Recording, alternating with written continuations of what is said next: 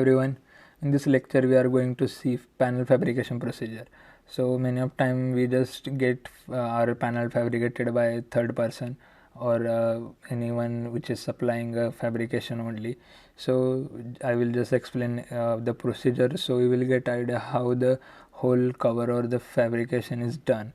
So there is various tools which are used in industry like a cutting tool, punching tool, pressing tool, and coloring chamber, and the welding, which are very important while designing any industrial control panel. So you are designing a control panel, you should be very precise about your various parameters, so it will be helpful for fabrication person to get knowledge, and according to that he will fabricate your control panel and it will be reduce your errors. So first thing is cutting. So you can see this is the cutting machine which is having a plasma cutting.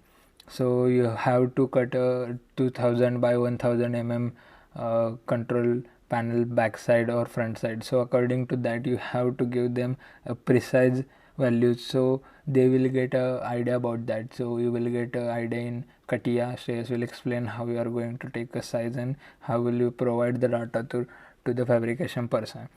So after your fabrication you will get this plate or this type of output from the your cutting machine. So according to your design you will get this output from your cutting machine. After cutting, there is one important machine which is like a punching machine.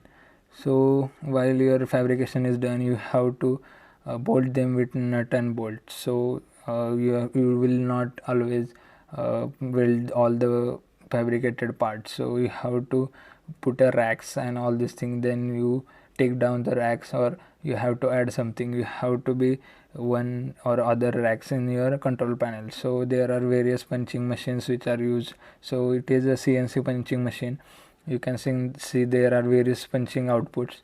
My favorite is like a rectangular punch, because while you nut and bolt you can adjust your punch, so you will get a easy access to nut bolt your various racks or anything like that. After punching, there is a pressing machine.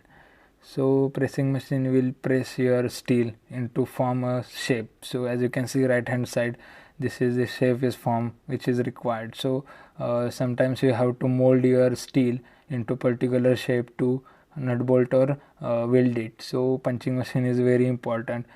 So design parameter, according to that the person will press it and make it shape like your design shape.